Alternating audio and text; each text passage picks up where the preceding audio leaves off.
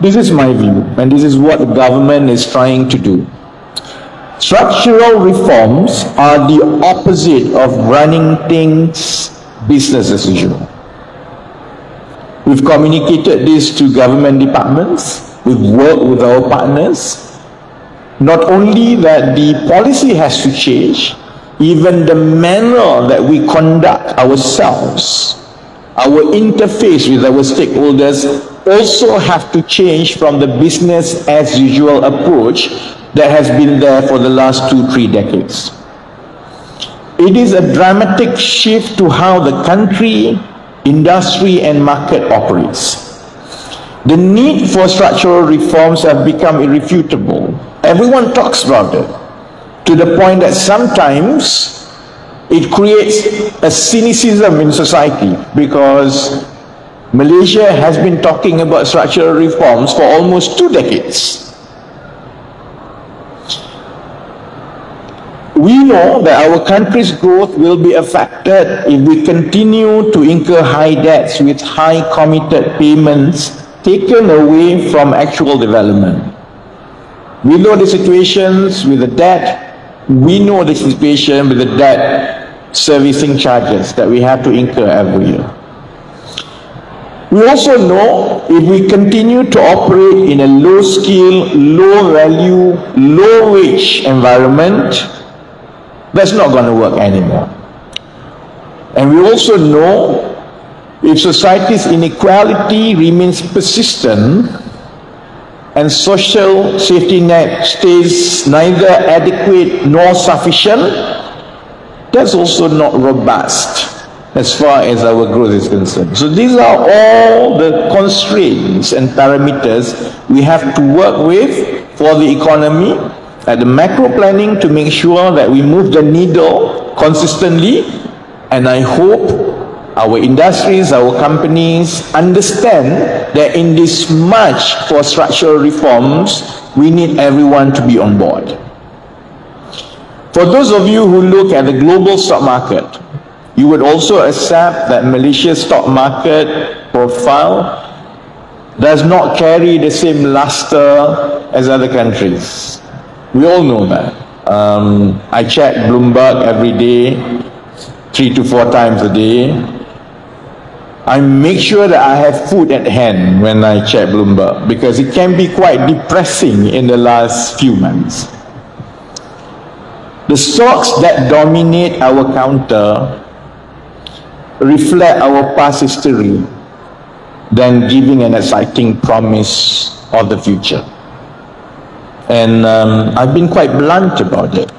When I talk to retail investors, fund managers, we have to accept that while Malaysia's companies on Bursa offers steady growth, security of returns, but I suppose because we want to grow our money, it's always about looking for those counter, not just for the steady growth and security of returns, but the kind of counters that gives a glimpse of the future. And we have to do a lot more to grow the economy so that our Bursa can feature and offer these exciting companies and corporations to investors. My discussions with fund managers, bankers and investors prove to me that technology and innovation must gain prominence once again in our economy if we want to lead the region. And that, I hope, explains the kind of focus the Ministry of Economy has been giving in the last 6 months. Because a lot of people don't really understand what structural reforms and value creation for the long term is all about.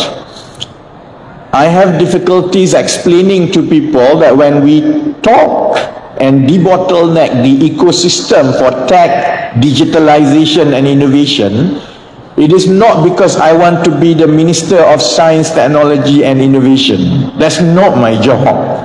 I'm not the regulator. I don't intend to be the Minister for Communications and Digital. That's their job. But we understand enough for us to grow and pivot the economy, tech, innovation, and another area is renewables. These are key thrusts of the economy, and we need to do more to bring more businesses, more workforce, more people to be involved in all these high value, high growth sectors so that Malaysia can lead the region.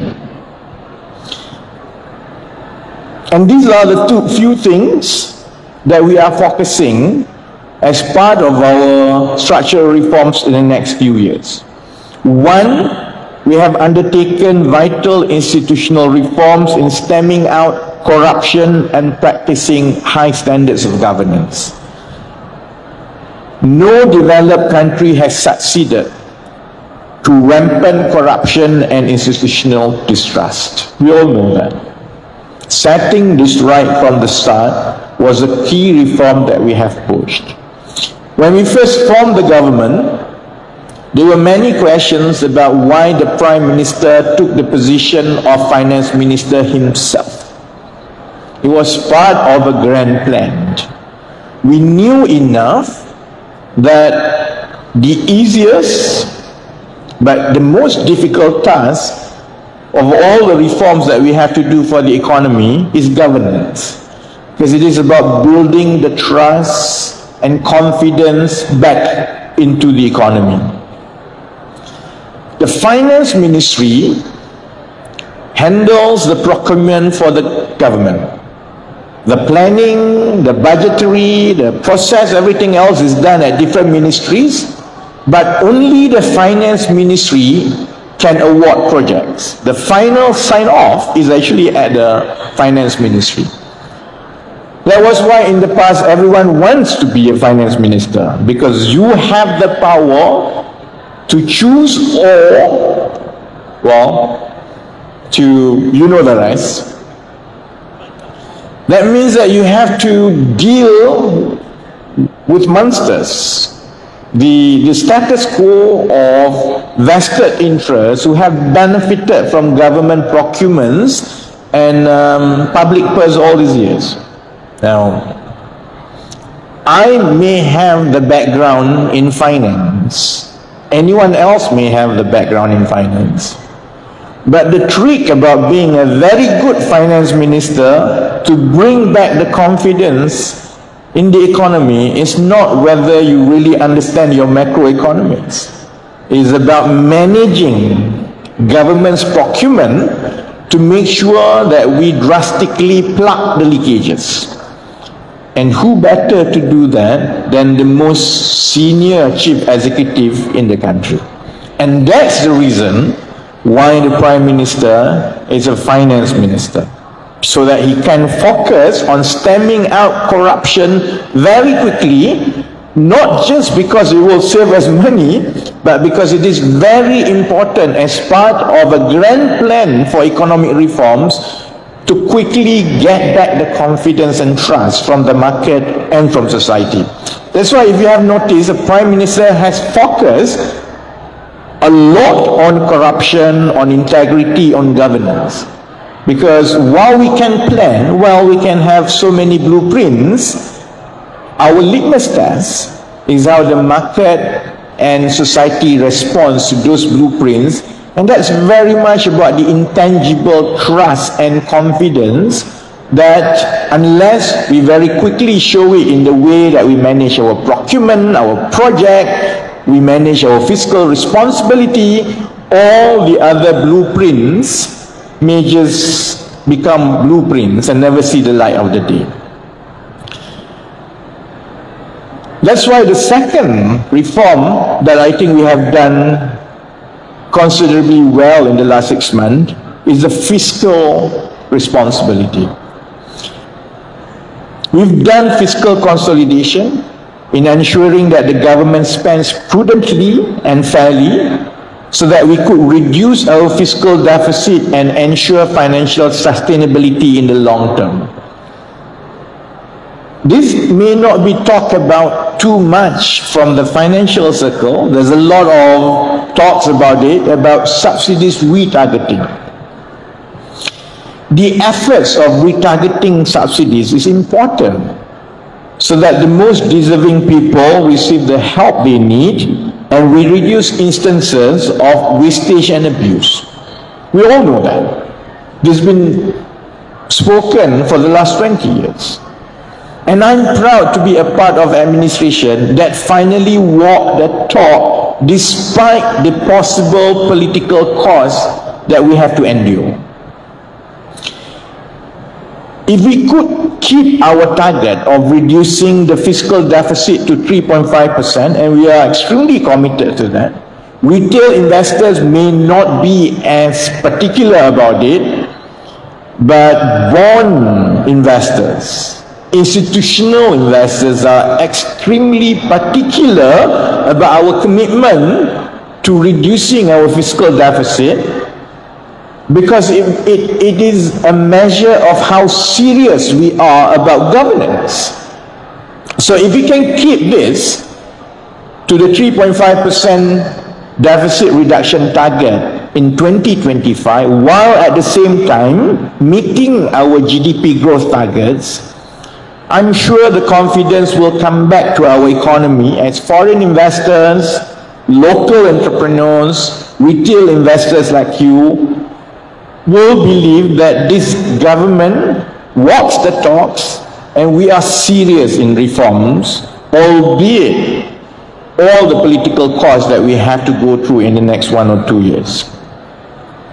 And of course, the third reforms is something that I've been talking for the last 6 months, is to make sure that our resource allocation for the nation pivots to high growth, high value sectors such as the technology, the renewable energy, and food tech and food security.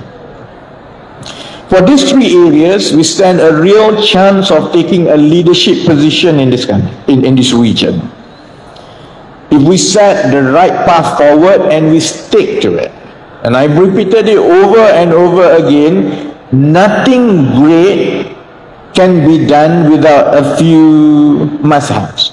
First, you must have the first few people who really believe in it, that you believe this can be done no matter how difficult and no matter how loud the noise of detractors out there. And secondly, the must-have is that you must have someone who have a thick skin to avoid and to ignore all these noises, because you must stay long enough on the problem. It will take some time to move a needle in the beginning, and it will go through an inflection point, and from there on, it will take its course on its own. These are the chosen focus area because the opportunity sizes are among the largest. And if we succeeded, the compounding returns that bring forth the developments of other industries will be the highest as well. I was in Qatar, the Qatar Economic Forum last week. I was very encouraged with the positive vibe and interest that we have, because I have to shuffle between a cynical society that we have here, about we've had 20 years of not being able to pull off what we intended to do. So when we went to Qatar and we say that we want to be a regional leader and the nerve center for energy transition in this region, there was a lot of excitement. And part of the excitement, because they knew that we are coming out with a series of roadmaps with specific projects and investment value that they can participate. They knew that for us to be a regional leader in energy transition, the country will have to invest $150 billion in the next 25 years. And that excites everyone. And that's the kind of structural reforms that we hope we will be able to continue in the next few years. And the final part, this is the part that most probably most companies or employers will cringe, and it will cause us some political support. With all the things that we are doing, you can do governance, you can do fiscal consolidation, we can continue to grow, we can move the resource to the high growth, high value sectors, but we cannot achieve the sustainable and robust economic growth that we aim for if we don't go through a generational labor reforms. Labor reforms are critical to change the talent pool in the country. And that's one key pillar of what we are doing at the Economic Ministry. It's not because I want to take over the Minister of Human Resource job. It's very economic. Talent pool and workforce is the catalyst that we need to pivot to the next level of value